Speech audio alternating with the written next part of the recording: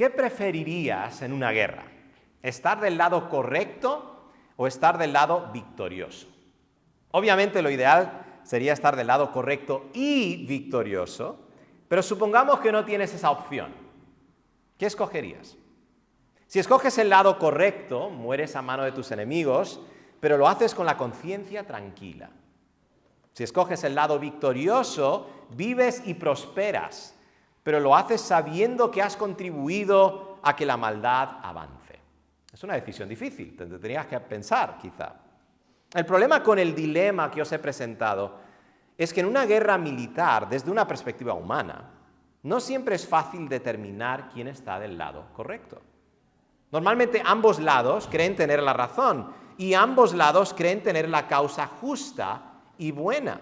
Nadie se considera a sí mismo el malo de la película. Durante la Segunda Guerra Mundial, yo no creo que la Alemania nazi pensaba que iban a ser los eternos malos de las películas muchos años después. Seguramente ellos estaban convencidos que tenían la causa justa en ese momento. Lo mismo sucede en las guerras políticas. Ambos lados están seguros que están del lado correcto y presentan a sus rivales como los que se oponen a todo lo bueno en el mundo. No hace nada se nos presentaban aquí en Madrid las siguientes opciones: comunismo o libertad, de parte de la derecha, y democracia o fascismo, de parte de la izquierda. Si los madrileños votaban por un lado, o estaban votando por la libertad o el fascismo, y si votaban por el otro lado, o estaban votando por la democracia o el comunismo. Vaya presión que le pusieron a los electores. Seguro más que uno dudó a la hora de votar. Pero ¿qué de nosotros como creyentes? ¿Cómo sabemos que estamos del lado correcto en cuanto a lo que creemos y anunciamos cuando nos enfrentamos a la oposición del mundo? Ya aprendimos hace 3 semanas que el cristianismo bíblico es cada vez más despreciado y rechazado por el mundo. En el mundo occidental en especial, se nos dice que estamos en el lado equivocado de la historia. Nadie quiere estar en el lado equivocado de la historia, ¿verdad? Estar en el lado equivocado de la historia es ser, por ejemplo, aquellos que apoyaban la esclavitud de los negros en los Estados Unidos. Pues la historia ya ha determinado un juicio sobre ellos y han dicho, ellos estaban en el lado erróneo, en el lado equivocado de la historia. Y eso es lo que están diciendo de nosotros, que nosotros estamos en el lado equivocado de la historia. Estamos anteponiéndonos al progreso. ¿Por qué dicen eso de nosotros? Por lo que creemos acerca de la sexualidad, el matrimonio, el aborto, la eutanasia y otros temas sociales y morales que la Biblia enseña claramente. El mundo celebra lo que Dios condena. Y el mundo demanda que nosotros nos quedemos callados. Tenemos un mes entero dedicado al orgullo de algo que Dios condena claramente en las Escrituras. Esa es la situación en la que nos encontramos. Ya estamos experimentando oposición. Jere nos dio varios ejemplos de eso. Y poco a poco la Iglesia en el Occidente está empezando a sufrir lo que podríamos llamar una especie de persecución. No al grado que vemos en otros países, pero sí un tipo de persecución. Estamos en una guerra espiritual, pero las buenas noticias son estas. No tenemos que escoger entre estar del lado correcto y estar del lado victorioso. ¿Por qué? Porque si nosotros obedecemos a Dios, estamos del lado de Dios. ¿Y quieres saber algo? El que está del lado de Dios está en el lado correcto. Y seremos prosperados por Dios en la misión de Dios. Y eso significa que estamos en el lado victorioso. Si nosotros obedecemos a Dios, estamos del lado de Dios y seremos prosperados por Dios en la misión de Dios. Nuestra historia de hoy nos enseña 2 verdades muy importantes que nos ayudan como creyentes en medio de la oposición y persecución por causa del Evangelio. Número 1, y estos van a ser los puntos del mensaje. Los que obedecen a Dios están del lado de Dios. Los que obedecen a Dios están del lado de Dios. Y número 2, los que obedecen a Dios son prosperados por Dios en la misión de Dios. Lo que estos dos puntos tienen en común es la obediencia a Dios. Y lo que vamos a ver en toda esta narrativa, en todo este relato, es la relación entre la obediencia a Dios y estar del lado de Dios, con todo lo que eso implica. Entonces, ¿qué debemos saber acerca de la obediencia a Dios en medio de la oposición o persecución? Número 1, los que obedecen a Dios están del lado de Dios. Este primer punto va a ocupar prácticamente el 95% del sermón. Entonces, no te pongas nervioso si ves que este punto se está alargando, y estás pensando, bueno, ya va a venir el punto número 2 y va a ser igual de largo. No, el 95% va a ser el primer punto, ¿vale? Y el primer punto es este. Los que obedecen a Dios están del lado de Dios, que es otra manera de decir, están del lado correcto. Primero, quiero que observemos la obediencia de los apóstoles en medio de la persecución. Quiero que observemos la obediencia de los apóstoles. Después de que el plan de Satanás para destruir la unidad sobrenatural de la iglesia por dentro fue frustrada, ¿se acordáis del domingo pasado? El sermón del domingo pasado, hablamos de eso. ¿Qué hicieron los apóstoles? Siguieron dando testimonio de Cristo. Y no solo los apóstoles, sino también toda la iglesia. Los apóstoles daban testimonio de Cristo a través de señales y prodigios, y todos daban testimonio de Cristo mediante la proclamación del Evangelio. El versículo 12 dice esto: y por la mano de los apóstoles se hacían muchas señales y prodigios en el pueblo, y estaban todos unánimes en el pórtico de Salomón. Después de que Dios juzgara Ananías y Zafira, las cosas volvieron a como estaban antes. La iglesia estaba unida una vez más y proclamando el Evangelio. Y esto lo sabemos porque estaban unánimes en el pórtico de Salomón. ¿Os acordáis donde habían estado proclamando el Evangelio en el capítulo 3? En el pórtico de Salomón. Pero había una diferencia significativa entre la escena anterior y esta. El juicio de Dios sobre Ananías y Zafira había producido temor a Dios. No solo dentro de la iglesia, un temor purificador para la iglesia, sino también fuera de la iglesia. Esto lo vemos en los versículos 13 al 14. De los demás, eso es, aquellos que no eran parte de la iglesia, ninguno se atrevía a juntarse con ellos. Mas el pueblo los alababa grandemente. Y los que creían en el Señor aumentaban más, gran número así de hombres como de mujeres. Hubo dos tipos de respuestas de parte del pueblo a lo que pasó con Ananías y Zafira. Algunos tuvieron un temor que hacía que no quisieran juntarse con la iglesia, versículo 13.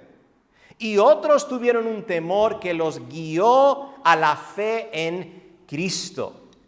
Hermanos, una iglesia que predica fielmente el Evangelio, una iglesia que se toma en serio la disciplina eclesiástica que vimos el domingo pasado, va a alejar a muchas personas.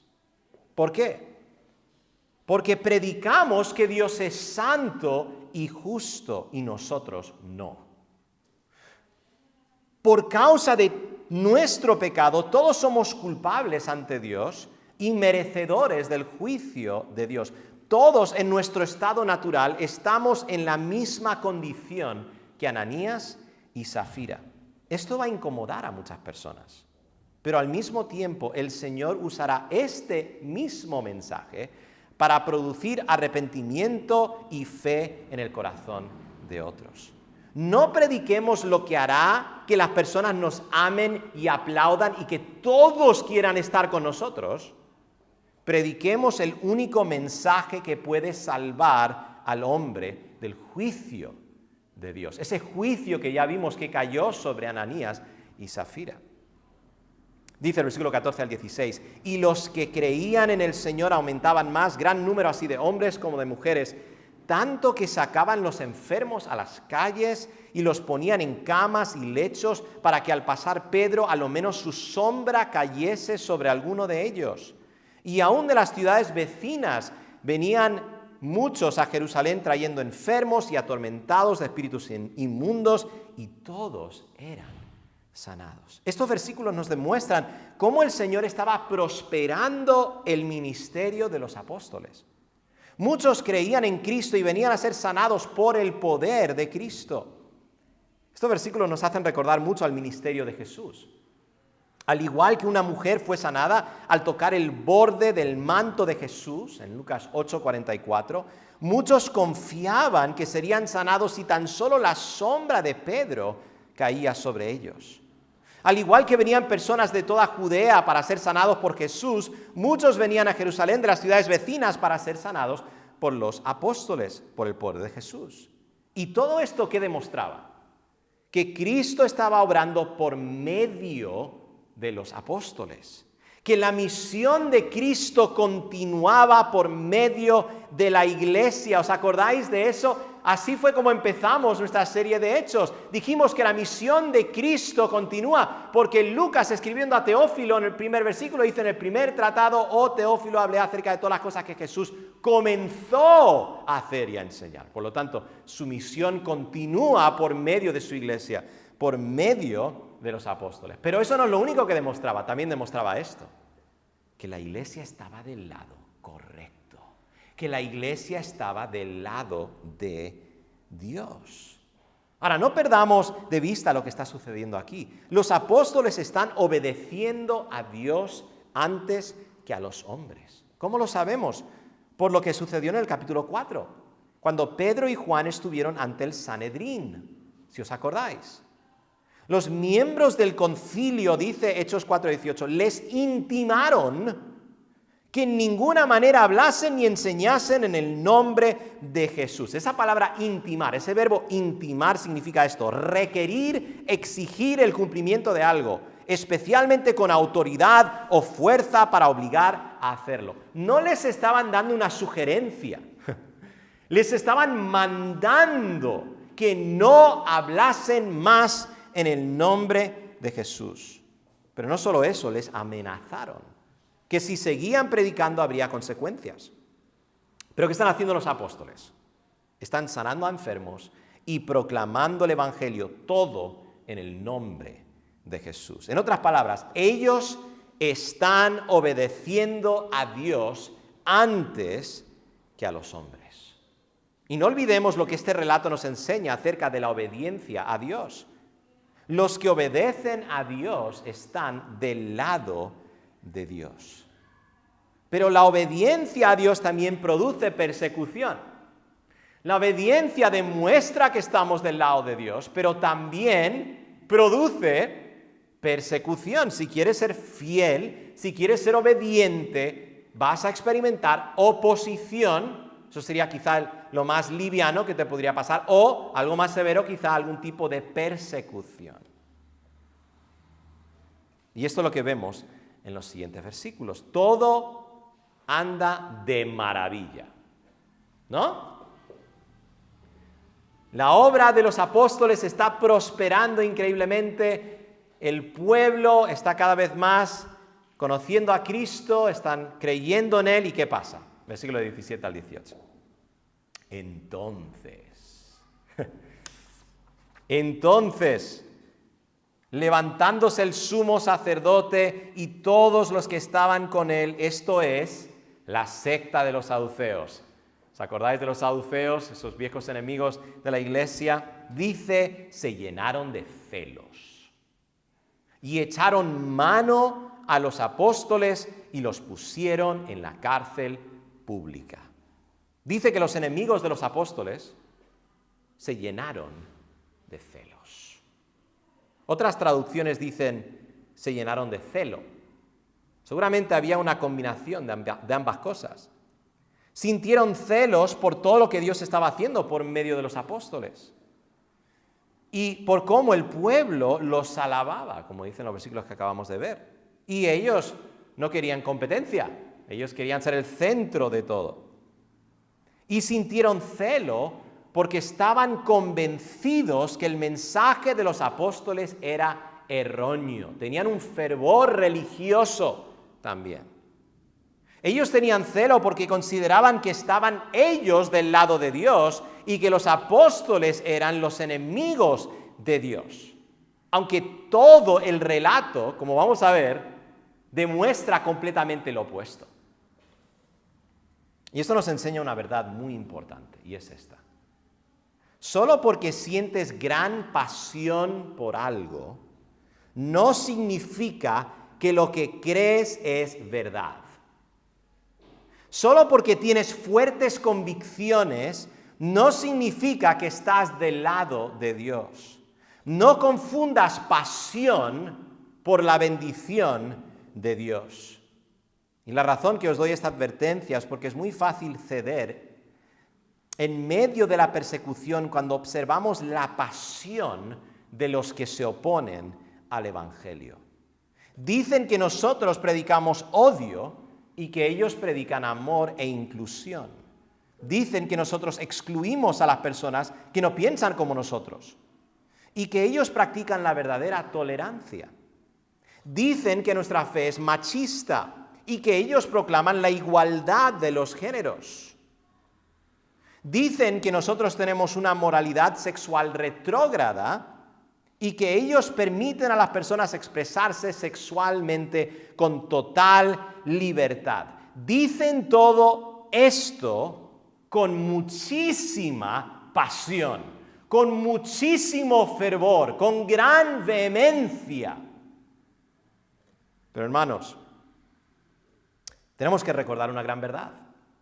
Los que están del lado de Dios son los que obedecen a Dios, no los que tienen gran pasión por algo. Es verdad que nosotros podemos tener pasión y obedecer a Dios, pero solo porque alguien tiene pasión, solo porque ves a alguien con gran pasión acerca de algo y considera que lo que tú estás haciendo está mal, no debe hacer que te olvides de algo muy importante. Que lo que determina si estás del lado de Dios o no es si obedeces a Dios.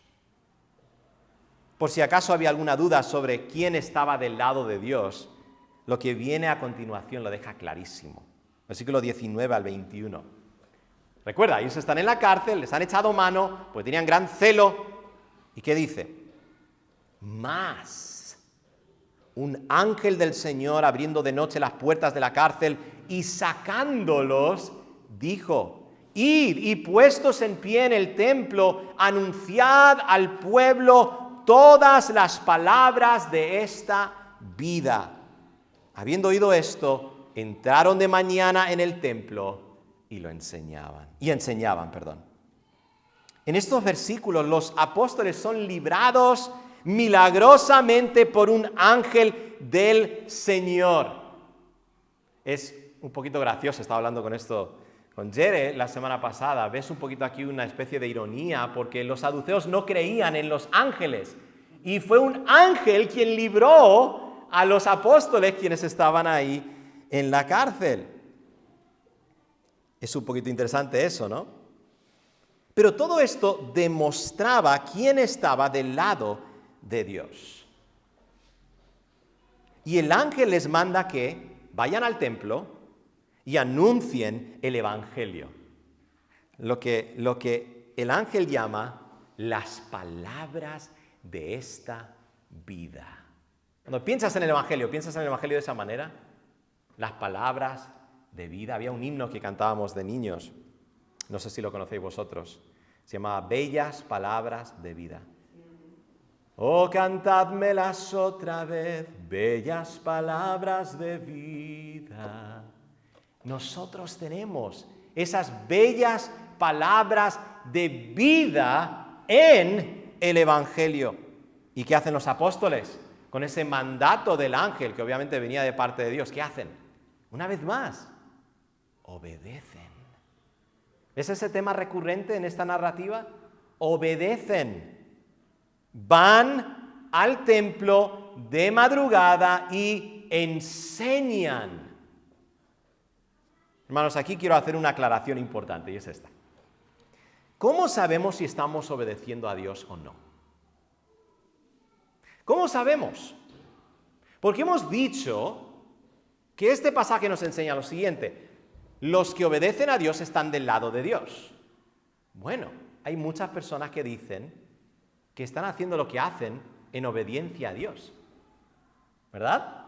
No solo hay personas que hacen las cosas con fervor, sin consideración a lo que Dios dice. Hay personas que hacen lo que hacen supuestamente basándose en la autoridad de Dios y diciendo que están obedeciendo a Dios. Entonces, ¿cómo sabemos si estamos obedeciendo a Dios? Eso es importante. La respuesta es muy simple. Si hacemos lo que Dios dice. ¿Y cómo sabemos lo que Dios ha dicho? Bueno, por medio de su palabra, que ha sido el enfoque de todo este culto, ¿verdad? Los apóstoles tenían muy claro lo que tenían que hacer, porque Dios les reveló lo que debían hacer. ¿Os acordáis los primeros mensajes?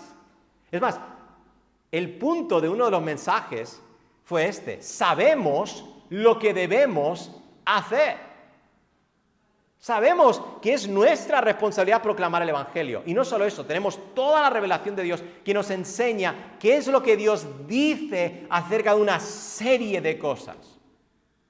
No es un misterio lo que la Biblia enseña acerca del matrimonio. Que el matrimonio es entre un hombre y una mujer para siempre.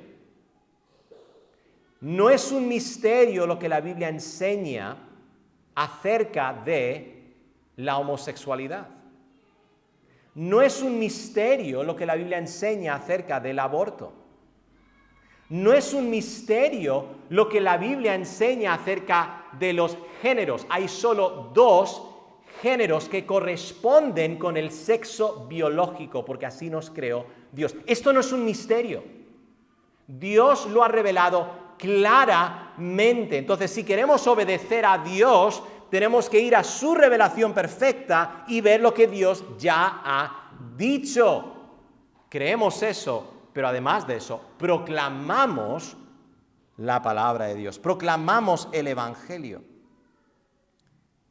Nosotros también tenemos muy claro lo que debemos hacer, como ya hemos dicho. Tenemos la palabra de Dios escrita. Pero luego dice, entre tanto.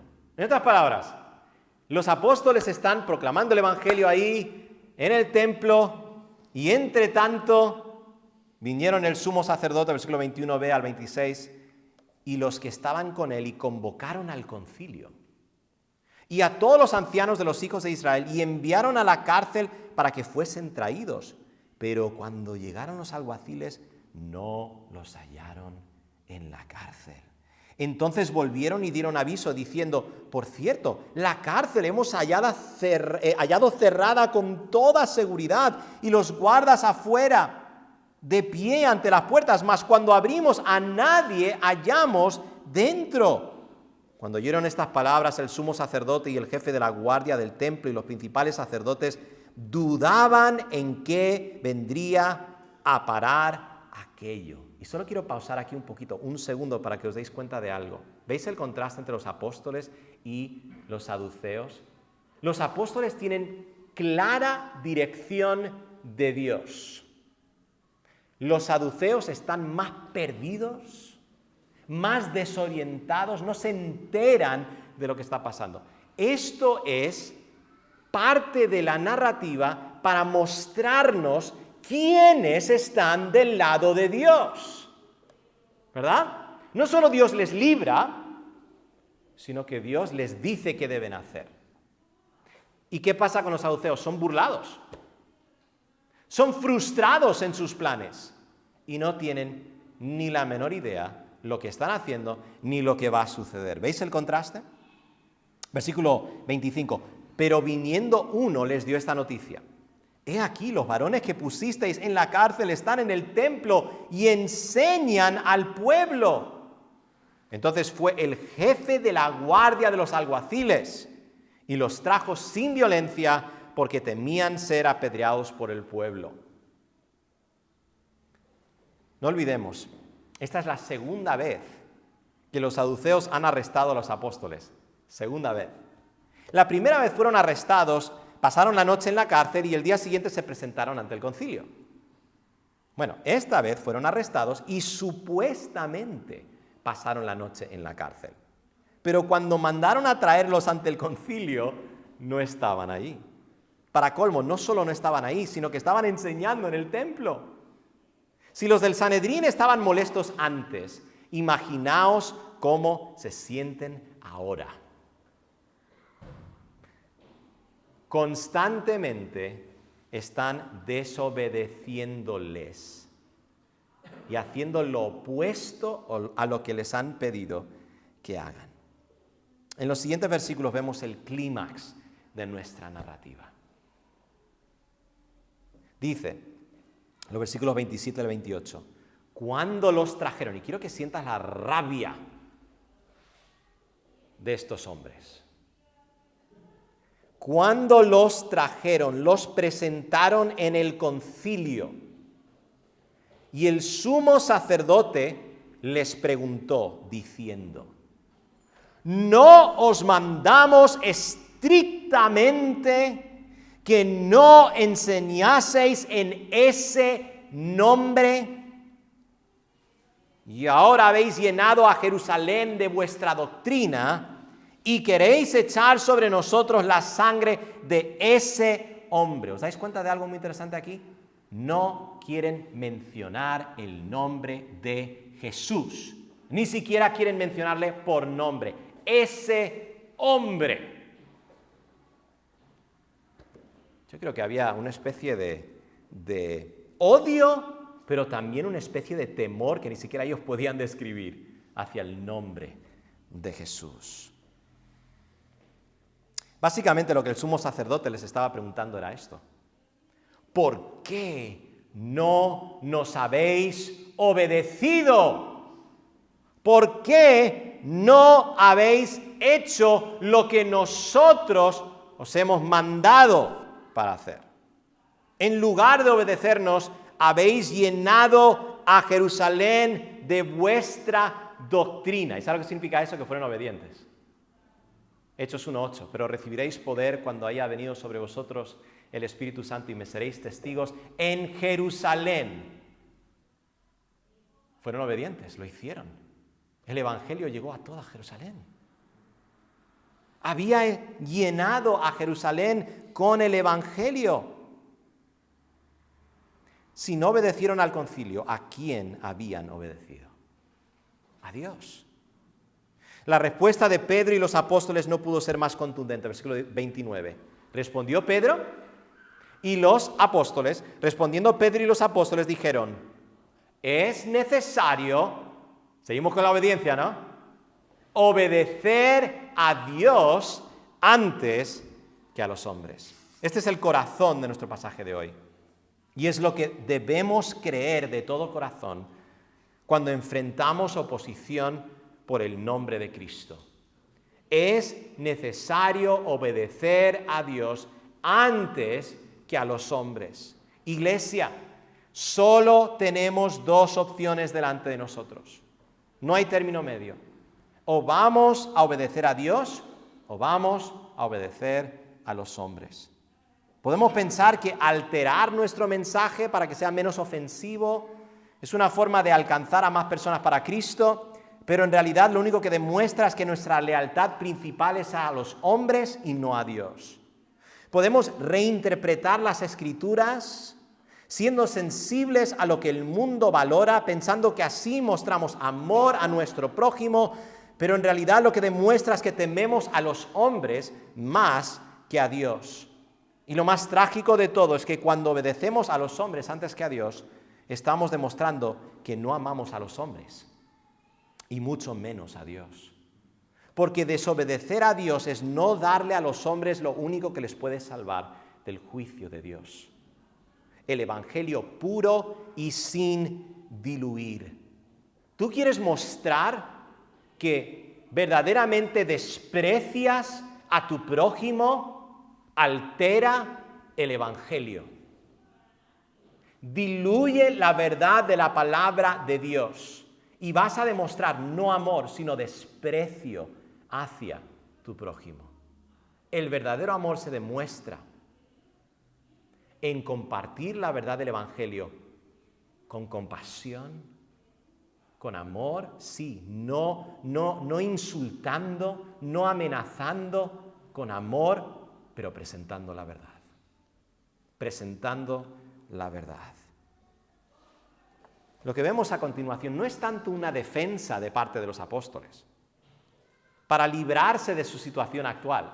Esto es interesante, ellos no se defienden, ellos no tratan de salirse de este problema en el que están, sino lo que vemos es un testimonio acerca de Cristo, demostrando una vez más que lo más amoroso y compasivo que podemos hacer es obedecer a Dios.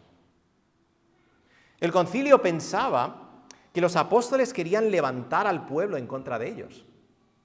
Esto lo vemos en la última parte del versículo 28, cuando dicen, ¿queréis echar sobre nosotros la sangre de ese hombre? Ellos pensaban que la intención de los apóstoles era que el pueblo que tenía en ese momento el favor de los apóstoles les matara a ellos, a los miembros del concilio. Porque una persona que era una persona homicida, que era culpable de la sangre de alguien, pues se le tenía que matar, se le tenía que juzgar. Eso es lo que ellos pensaban que estaban haciendo los apóstoles. Pero lo que realmente querían los apóstoles era que los miembros del concilio se arrepintieran y recibieran el perdón de pecados en Cristo. Y por eso, una vez más, ¿qué hace Pedro? Ya tenemos que saber que esto es lo que va a pasar. ¿Vale? ¿Qué es lo que hace Pedro? Presenta el Evangelio. Proclama el Evangelio. O sea, este patrón que vemos no es accidental. Nos está tratando de decir algo. Nos está tratando de comunicar algo. Versículo 30 al 32. El Dios de nuestros padres levantó a Jesús, a quien vosotros matasteis colgándole en un madero. A este Dios ha exaltado con su diestra por príncipe y salvador, para dar a Israel arrepentimiento y perdón de pecados. Y nosotros somos testigos suyos de estas cosas, y también el Espíritu Santo, el cual ha dado Dios a los que le obedecen. Este mensaje de Pedro al concilio se parece mucho a los que hemos visto en los capítulos anteriores. Tiene muchísimos de los mismos elementos que hemos visto. Pedro habla, por ejemplo, de la resurrección. El Dios de nuestros padres levantó a Jesús. Habla de la culpabilidad de su audiencia, a quien vosotros matasteis colgándole en un madero. Habla de la exaltación de Jesús, su entronización, que demuestra su verdadera identidad. A este Dios ha exaltado con su diestra. ¿Cuál es su identidad? Por príncipe, eso es el jefe, el líder, el supremo y salvador. Habla de Jesús como aquel que hizo todo lo que hizo para dar a Israel arrepentimiento y perdón de pecados. Y por último, habla de cómo el testimonio de los apóstoles confirma todo lo que Pedro está diciendo. Y nosotros somos testigos de estas cosas. Pero hay un par de detalles nuevos que vemos en este mensaje que no vemos en nosotros. El primero que vemos es cómo describe la muerte de Jesús. Dice, a quien vosotros matasteis, ojo con esto, colgándole en un madero. Es interesante que describe la muerte de Jesús de esta manera y no como simplemente una crucifixión. La razón es porque Pedro está aludiendo a un pasaje del Antiguo Testamento que sin duda el concilio conocía. Y os lo voy a leer. Está aludiendo a Deuteronomio 21, versículo 22 al 23. Dice así, si alguno hubiere cometido algún crimen digno de muerte y lo hiciereis morir y lo colgareis en un ¿qué? En un madero. No dejaréis que su cuerpo pase la noche sobre el madero. Sin falta lo enterrarás el mismo día, porque maldito por Dios es el colgado. Y no contaminarás tu tierra que Jehová tu Dios te da por heredad. Lo que está haciendo Pedro aquí es precioso. Ellos, el Sanedrín, entregaron a Jesús a los romanos para ser crucificado porque consideraban que había cometido crímenes dignos de muerte, porque consideraban que había quebrantado la ley, entre ellas que había cometido blasfemia, porque como decían ellos, porque siendo hombre se hizo llamar Dios.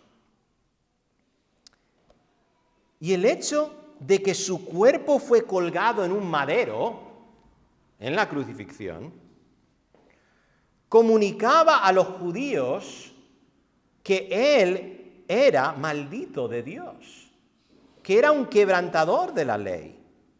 Pero ahí no termina la historia, porque Dios le levantó de los muertos. Al resucitar se vio que Jesús no era realmente culpable.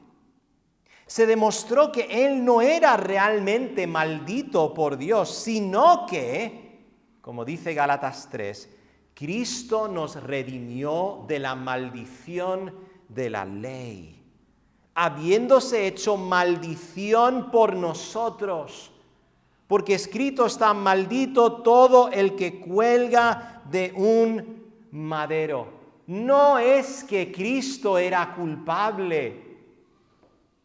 ¿Quiénes eran los verdaderos culpables? Ya lo habían dicho ahí los apóstoles. Ellos, los miembros del Sanedrín, y obviamente todo el pueblo, y por extensión todos nosotros, porque todos somos pecadores, ¿verdad? Nosotros somos los culpables. Ellos eran los culpables. Pero en la cruz, Él llevó sobre sí mismo la maldición que todos nosotros merecíamos por nuestro pecado. Él sufrió como si Él hubiese quebrantado la ley de Dios, cuando en realidad no lo había hecho. Para que todo aquel que cree en Él, en base a la obra perfecta de Cristo, pudiese ser reconciliado con Dios, pudiese tener perdón de pecados. Todo eso lo hizo Cristo, colgando sobre el madero. Vosotros consideráis que Cristo era el culpable. No, Cristo estaba llevando el castigo que vosotros merecíais. Vosotros merecíais ese castigo. Pero hay otro detalle nuevo en el mensaje de Pedro aquí, es el que vemos en la última parte del versículo 32. Dice: y nosotros somos testigos suyos de estas cosas, y también el Espíritu Santo, el cual ha dado Dios a los que le obedecen. No solo los apóstoles daban testimonio acerca de Cristo, sino también, ¿quién más? El Espíritu Santo.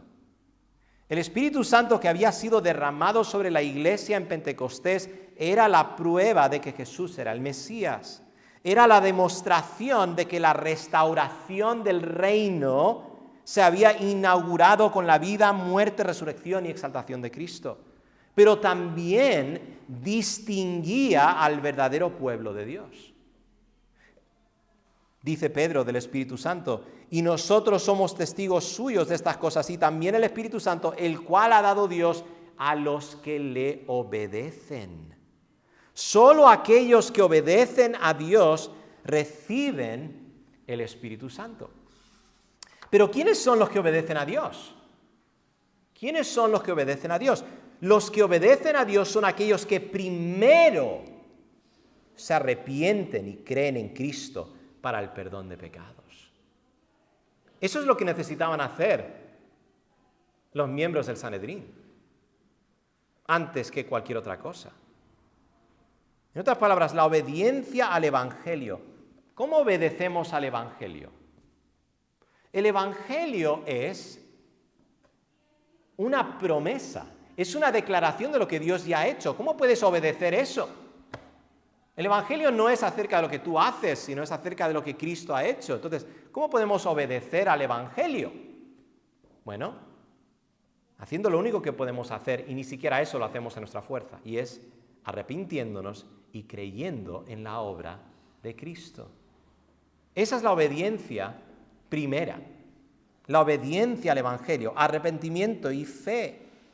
Ser una persona moral o exteriormente obediente a los mandamientos de Dios no te hace estar del lado de Dios.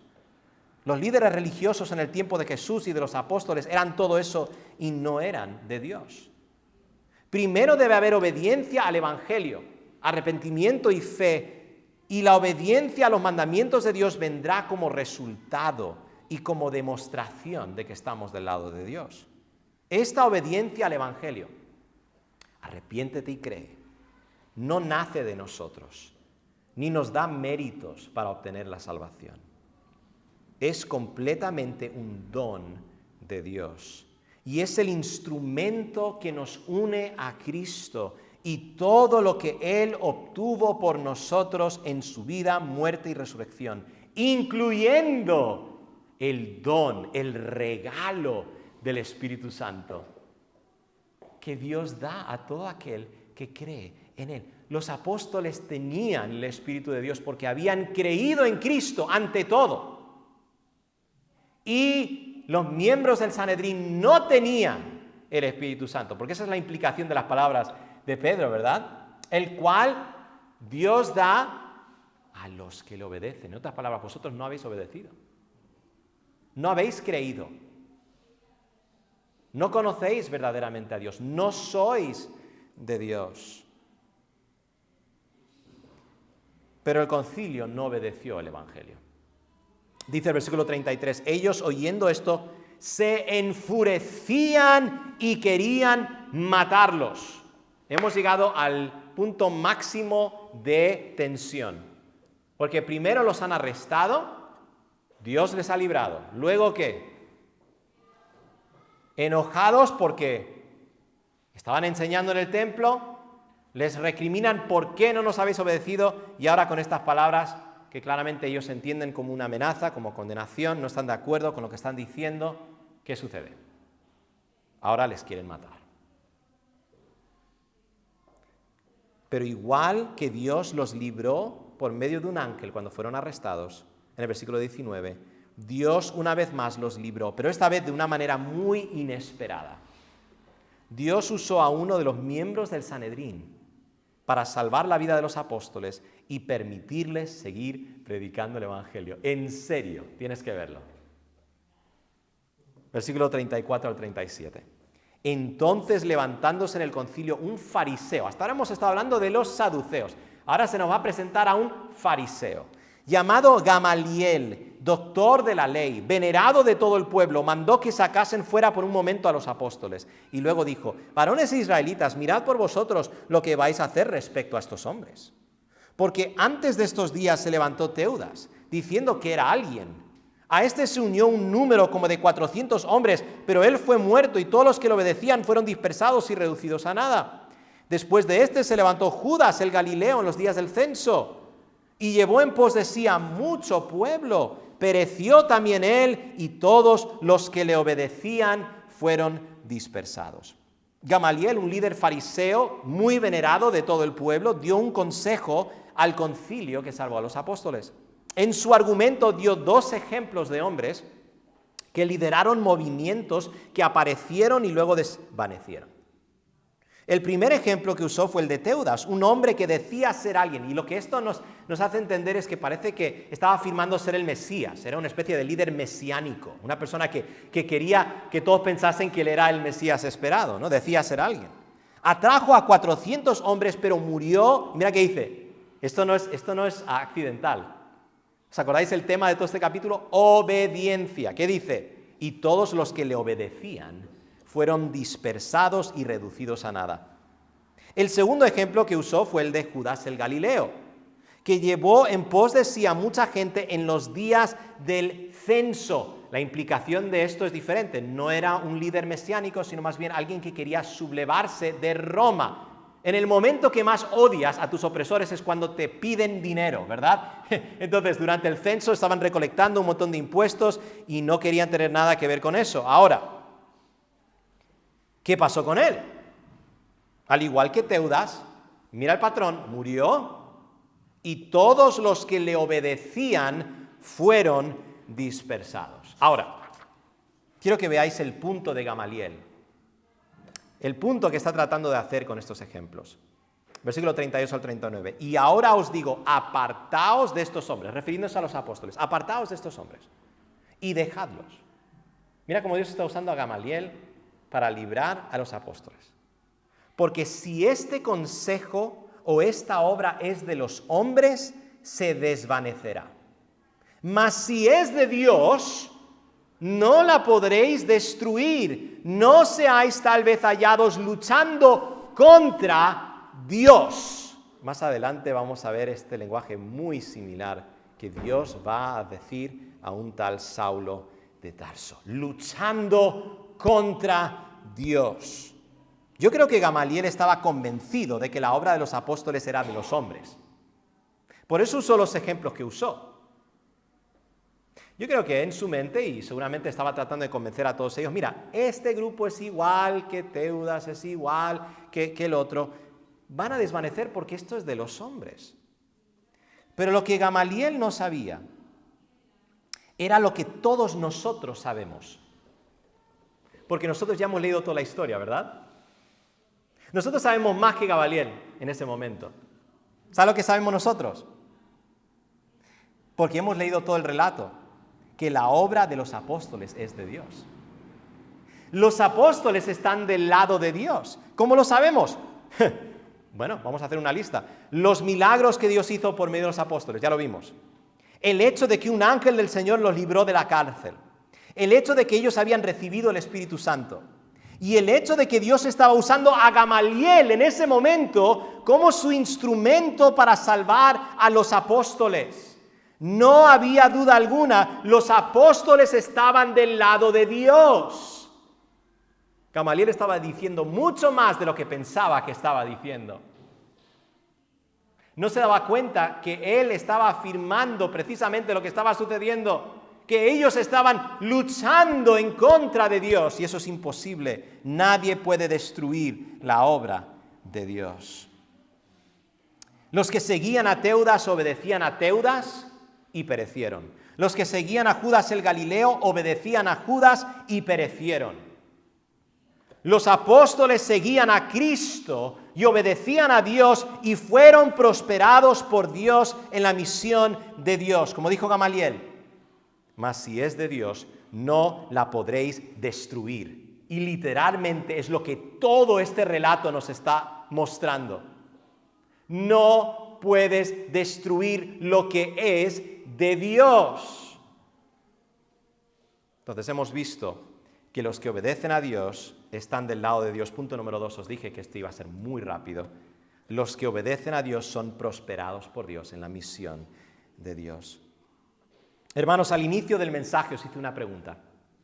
¿Qué preferirías en una guerra? ¿Estar del lado correcto o estar del lado victorioso? Lo que este pasaje nos enseña es que con Cristo no tenemos que escoger entre una cosa y la otra. Los que obedecen a Dios están del lado de Dios, el lado correcto. Y son prosperados por Dios en la misión de Dios, el lado victorioso. 2 veces en este pasaje los apóstoles son librados de forma milagrosa. Primero por un ángel y segundo por Gamaliel. Demostrando que no solo estaban del lado correcto, sino que también Dios se iba a asegurar de que sus propósitos se cumplieran en los apóstoles. Y esa es la clave, hermanos. Saber que si obedecemos a Dios seremos prosperados por Dios en la misión de Dios, no significa que todo nos va a salir bien en la vida. No significa que no vamos a sufrir. Lo que significa es que si obedecemos a Dios tenemos la confianza de que estamos en el lado correcto de la historia. Da igual lo que digan de nosotros. Significa que Dios va a cumplir sus propósitos en nosotros sí o sí. Su reino avanza. ¿Y sabéis algo? Si estudias la historia de la iglesia te vas a dar cuenta que Dios logró sus propósitos en su iglesia de 2 maneras. Una, permitiendo que sus santos muriesen. Permitiendo que sus santos sufriesen persecución, que fuesen encarcelados, que no fuesen librados. ¿Y qué estaba haciendo Dios? Cumpliendo sus propósitos. Y en otros los libró, como hemos visto en este pasaje. Sea lo que sea, experimentemos lo que experimentemos, estamos en el lado victorioso. Su reino avanza. Esto es algo que estamos viendo una y otra vez en Hechos. pase lo que pase, venga lo que venga, su reino avanza. Tengan la pasión que tengan los que se oponen a nuestro mensaje, su reino avanza. Tenemos que darnos cuenta por medio de este relato que Dios está de nuestro lado y nosotros estamos del lado de Dios si somos obedientes a Dios. Primero, creyendo el Evangelio. Y segundo, haciendo todo lo que Dios nos ha revelado en su palabra y mandado que hagamos. ¿Cómo termina nuestro relato de hoy? Versículo 40. Y convinieron con él. Eso significa que se pusieron de acuerdo con él. Dijeron, vale, nos parece bien el plan. Y llamando a los apóstoles, después de azotarlos, les intimaron que no hablasen en el nombre de Jesús y los pusieron en libertad. Y si lees esto muy rápido, lo único que vas a ver es que los pusieron en libertad. ¿Verdad? Lo lees y dices, ¡wow! Los pusieron en libertad, ¡qué bien! Una victoria para los apóstoles. Pero espera un momento, ¿qué dice? Después de azotarlos. ¿Vale? Según la enseñanza de los judíos, no se podía dar más de 40 azotes a un reo. Eso significa que les dieron seguramente 39 azotes. Siempre daban uno menos por compasión. 39 azotes. No es que simplemente les soltaron y ellos no tuvieron que experimentar ningún tipo de sufrimiento. Eso nos demuestra que cuando Dios nos prospera en su misión, no significa que no vamos a sufrir. Y una vez más les intimaron, y esa palabra no es una sugerencia, es un mandato, que no hablasen en el nombre de Jesús y los pusieron en libertad. Y mira qué hicieron ellos. Y ellos salieron de la presencia del concilio gozosos de haber sido tenidos por dignos de padecer afrenta por causa del nombre. Ese gozo solo viene cuando sabes que estás del lado correcto. Ese gozo solo viene cuando sabes que estás del lado victorioso.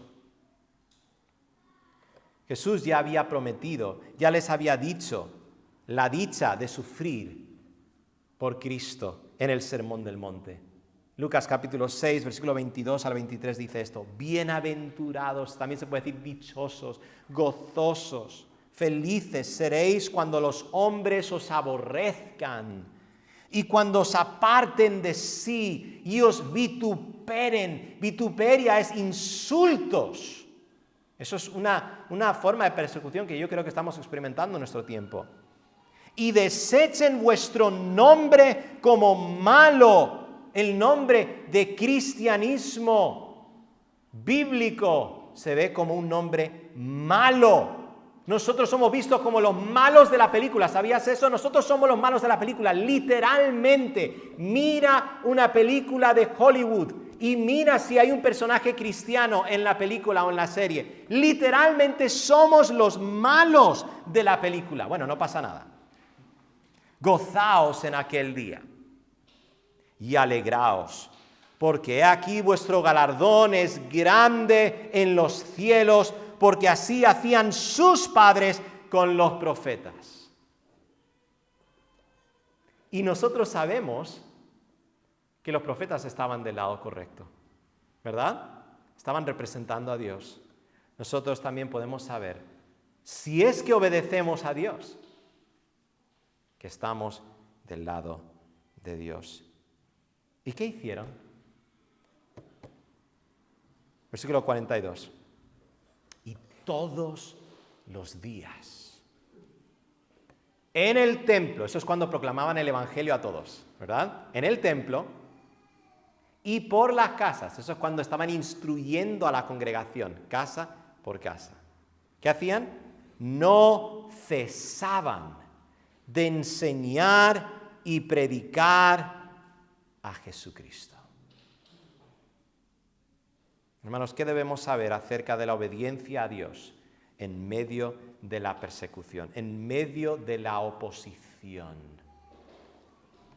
Tenemos que estar armados de esta convicción, tenemos que estar armados de este conocimiento, porque la oposición va a venir.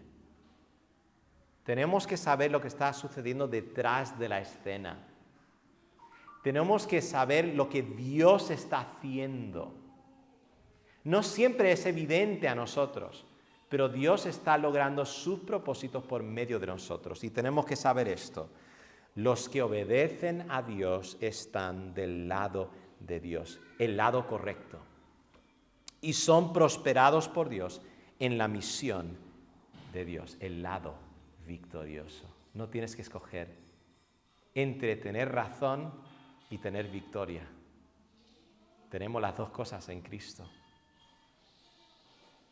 Estamos en el camino correcto y tenemos la victoria asegurada. Vamos a orar. Señor y Padre Celestial, gracias por tu palabra, que es fiel. Gracias por haber inspirado este pasaje para animar a Teófilo y animarnos a nosotros.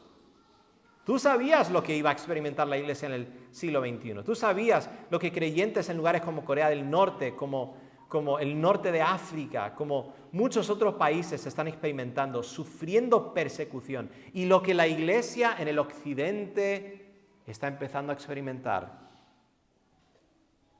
por causa de esta revolución sexual, esta inmoralidad sexual, esta confusión de nuestra sociedad que está haciendo que el mundo nos aborrezca. Pero nosotros, en obediencia a tu mandato y por amor a los que se oponen a nosotros, porque les amamos y sabemos que tú tienes el poder de transformarles por tu gracia, por obediencia y por amor, proclamamos el Evangelio sin diluirlo. No queremos diluirlo en lo absoluto.